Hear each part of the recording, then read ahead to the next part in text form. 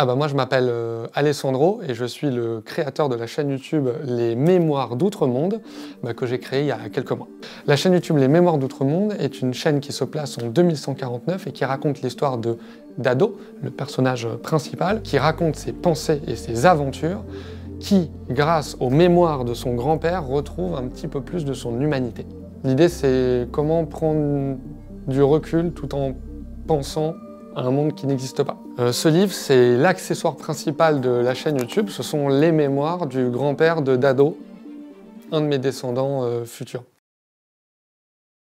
Je suis tombé dans la collapsologie finalement très récemment, puisque avant j'étais vraiment axé fiction, film, livre, bande dessinée. Avant le confinement, je me suis retrouvé enfermé dehors, puisque j'ai eu la chance d'être confiné dans la nature. Et ça a été une chance, bon déjà parce que j'étais pas dans un appartement, mais aussi pour mon esprit, parce que je me suis retrouvé face à moi-même. Alors même si c'était au final au début un petit peu dur de se retrouver face à ce qu'on veut, à se remettre en question finalement, et j'ai remis en question aussi tout mon travail de qu'est-ce que je voulais faire. Et qu'est-ce que je voulais faire? Moi c'était parler du monde, parler des gens, parler de moi, parler des émotions et de parler de comment on peut changer ces choses-là. Il y avait un atelier qui était plein d'affaires, l'atelier de mon beau-père, et quand je l'ai regardé, je me suis vu. J'ai fait « waouh, on dirait une cave post-apocalyptique, qu'est-ce qu'on va y faire ?» Et on va faire un décor et on va faire un film, les gars. Donc du coup, j'ai fait ce premier film, qui est l'épisode 1 des Mémoires d'Outre-Monde. Ça m'aide aussi à prendre du recul pour raconter ce que je veux raconter. Et du coup, si j'ai décidé de le faire, c'est pour la simple et bonne raison que, à force de suivre les gens qu'on aime bien raconter des choses, je me suis dit pourquoi pas moi? Pourquoi est-ce que moi, je ne raconterais pas ces choses-là avec ma sensibilité, avec mon point de vue, et voilà. Alors la date, c'est tout d'abord une blague, c'est un easter egg, puisque c'est en fait la date que j'ai choisie pour un autre court-métrage que j'ai tourné dans le cadre d'un 48 heures, et en fait que j'ai décidé de garder parce que elle est super significative, elle est assez loin pour pouvoir raconter ce qu'on veut et en fait servir la fiction, et elle est assez proche pour pouvoir en fait se dire qu'elle n'est pas si loin que ça, puisque 2149 finalement, Dado c'est le petit-fils de mon petit-fils.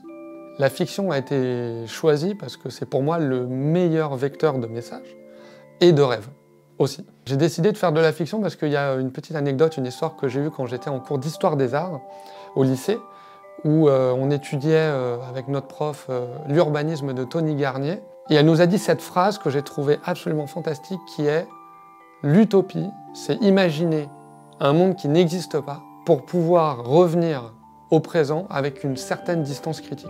Et pour moi, la fiction joue ce rôle, en fait. On ne parle pas d'utopie, mais on parle de choses qui n'existent pas. On les imagine, on se projette, et on revient aujourd'hui, et en fait, on vit les choses et on voit les choses autrement. Et Mémoires d'Outre-Monde, pour moi, me permet de me projeter dans un futur et essayer de penser comment est-ce qu'on penserait les choses plus tard. Et du coup, qu'est-ce qu'on est aujourd'hui, comment on pense aujourd'hui, quelles sont nos émotions aujourd'hui et qu'est-ce qu'on peut améliorer, changer, bouger. Voilà, ça me permet en fait de voir le monde d'aujourd'hui sous un angle différent. On dit souvent la phrase « une image vaut 1000 mots » et pour moi c'est ça quoi. C'est-à-dire que en un décor, en un accessoire, on raconte quelque chose sur le personnage qu'on ne pourrait pas raconter autrement. On pourrait l'écrire, mais là en une image, on sait.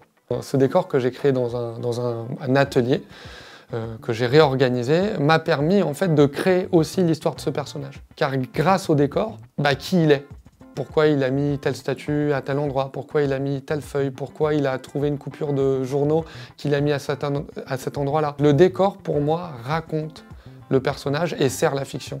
Et ça, d'épisode en épisode, ce décor ou ces accessoires, ils évoluent. Comme là, derrière, par exemple, voilà, il y a un décor et il y a deux objets qui sont en fait partie intégrante des Mémoires d'Outre-Monde. Et ça raconte quelque chose. Aujourd'hui, j'aurais pu raconter les choses de plein de manières, mais j'ai choisi la poésie contre le catastrophisme ou autre manière d'alerter. Parce que, bah voilà, selon ma sensibilité, c'est une manière douce, émotionnelle de délivrer un message et de se dire, bah voilà, comment est-ce qu'on va toucher les gens? Je pense que les messages ne sont délivrés que si les gens sont touchés. À travers des émotions, on touche des gens. Et ces émotions-là, pour moi, elles sont hyper importantes parce que c'est ce qui nous rend humains et c'est ce qui fait qu'on se connecte les uns aux autres. Et c'est pour ça que j'ai voulu faire des mémoires, parce que les mémoires, c'est un livre, mais ce livre-là, il a été écrit, repris par quelqu'un. Il y a un lien, en fait. Ce livre est le vecteur du lien entre deux personnes, donc dans l'histoire du grand-père au personnage, mais dans la vraie vie, c'est aussi le lien de mon grand-père à moi, puisque le projet est né suite à la lecture des lettres qu'il écrivait à sa mère pendant la guerre, qu'on a retrouvées après sa mort, et qui du coup m'ont poussé à faire ce projet. Déjà, je ne sais pas si je prodigue des conseils. Je pense que j'essaye de partager des pensées, ce qui est un peu différent. Je ne me trouve pas légitime à délivrer des conseils et dire il faut faire comme ci ou comme ça. En revanche, j'aime bien dire moi comment je vois les choses.